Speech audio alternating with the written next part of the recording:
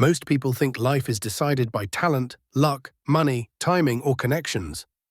That's the story we're told, but none of those are where outcomes are actually decided, because long before success or failure shows up, before wins or losses, before applause or silence, something else has already happened. A bet has been placed, quietly, internally, almost invisibly. And the strange part is this: most people never realize they're betting at all. They think they're just trying something. They think they're being realistic. They think they're keeping their feet on the ground. But under the surface, a sentence is running in their mind. A sentence that decides how long they'll persist, how much rejection they will tolerate, how they interpret setbacks, how quickly they pull back when things get uncomfortable. The sentence sounds innocent. I'll see how it goes. This probably won't work, but I'll give it a shot. People like me don't usually win anyway. That sentence is the bet, not a money bet, not a gamble, a belief-based bet about how the world works and where you fit inside it. And here's the uncomfortable truth: the world tends to agree with the bet you place. Not because the universe is magical or cruel, but because your behavior quietly reorganizes itself around that assumption. If you secretly believe something won't work, you don't stay long enough to be proven wrong. If you expect rejection, you read it faster, feel it deeper, and retreat sooner.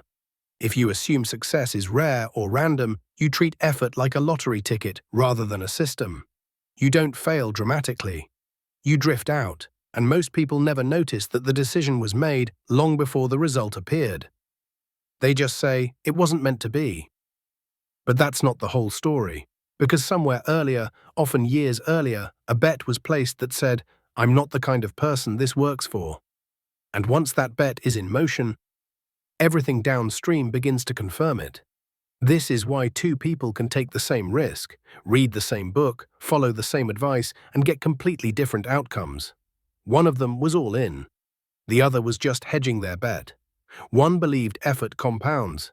The other believed effort is conditional. Same action, different invisible bet. And that difference decides everything. There's a type of person you've probably noticed. They're not always the smartest. They're not always the most talented. They're not even always right. But somehow they always recover. They lose money, then make it back. They fail publicly, then reappear stronger. They get knocked sideways, but never fully out. From the outside, it looks like luck. But it isn't. They're playing a different game, and more importantly, they placed a different bet. Their bet sounds like this: "This is recoverable. I'll adjust. This isn't final." There's more information here, so when something goes wrong, their nervous system doesn't shut down the whole operation. They don't interpret failure as identity. They don't treat feedback as a verdict. They don't confuse delay with denial. They stay in motion, and motion changes probability. This is the part most people misunderstand about luck. Luck doesn't favor talent. Luck favors exposure.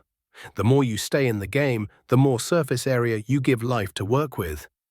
Opportunities don't announce themselves to people who have already decided it won't matter.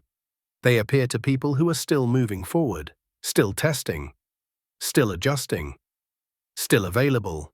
And this is where the invisible bet becomes dangerous, because the most common bet people place isn't "I'll fail." It's something more subtle. If it hasn't worked yet, it probably won't. That sentence sounds reasonable, but it quietly drains momentum. It causes people to step back just as things are starting to compound. They lower the intensity, they soften the commitment, they stop taking emotional risks. Not because they have consciously quit, but because they stopped believing that the effort mattered. This is why so many lives look like unfinished work. Not ruined, not destroyed, just incomplete. And the real tragedy is that most of them were closer than they realized. Now let me pause you here for a moment. If this idea is landing, if you can already see moments in your own life where an invisible bet quietly shaped the outcome, leave a comment below and write the word "bet." Not for me, for you, because once you see the bet, you can't unsee it. And awareness is the first crack in the wall. Now let's go deeper. This isn't about blind optimism. And it's definitely not about pretending everything will work out. That's just another kind of denial. The most dangerous bets are all or nothing bets. Either this works or I'm finished. If this fails, it means something about me. If I try and it doesn't happen, that's proof. Those bets create emotional fragility. And fragile systems don't compound. People who build real legacies don't bet on outcomes. They bet on process. They don't ask, will this work? They ask something far more powerful. What will this teach me? That single shift changes everything, because now effort always pays, even when it doesn't look like it. Loss becomes information, rejection becomes data, delay becomes refinement. Nothing is wasted, and when nothing is wasted, persistence becomes natural rather than forced. This is the secret sauce most people miss. The people who win aren't braver, they're just less final. They don't turn moments into conclusions. They don't turn chapters into endings. They understand that life is negotiated in iterations, not declarations. So the invisible bet changes from, I need this to work, to, I'm building something that compounds. And suddenly, pressure drops. You're not auditioning for worth anymore. You're experimenting, you're positioning. You're learning how the game actually responds to you. That's when something strange happens. People start calling you confident, lucky, resilient. But what they're really seeing is someone who stopped placing fragile bets, someone who stopped demanding certainty before movement, someone who realized that the biggest risk isn't failure. It's quietly opting out before momentum has a chance to build. Your life is already being shaped by a bet. The only question is whether you chose it consciously or unconsciously. Because once you rewrite the bet, behavior changes. And when behavior changes, outcomes follow. Not immediately, but inevitably. That's how legacy is built.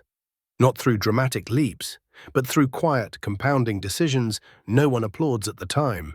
And that's the part nobody teaches. If this video resonated with you, give it a like and subscribe so we can continue this journey together.